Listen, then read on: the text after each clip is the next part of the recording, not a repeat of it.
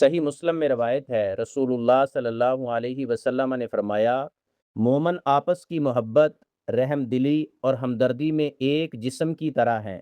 جب جسم کا ایک حصہ تکلیف میں مبتلا ہوتا ہے تو سارا جسم اس کے درد کی وجہ سے رات بھر جاگتا رہتا ہے اور بخار میں مبتلا ہو جاتا ہے۔ اس حدیث کا مفہوم یہ ہے، آج کے پرفتن جدید معاشرے میں ظاہری مسکراہٹیں، سلام دعا اور خوش اخلاقی تو نظر آتی ہے، لیکن اسلام جس حقیقی محبت، الفت، رحم دلی اور ہمدردی کی تعلیم دیتا ہے وہ کم ہوتی جا رہی ہے۔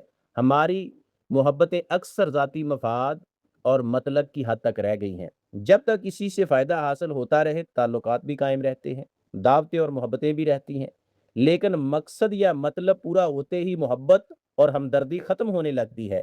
سچا مومن وہ ہے جو بغیر کسی ذاتی غرض کے اپنے مسلمان بھائی کے دکھ سکھ، خوشی اور غمی میں شریک رہے اور ہر حال میں اس کا خیر خواہ بنے۔ یہی اسلام کی اصل روح اور اس حدیث مبارکہ کا حقیقی پیغام ہے۔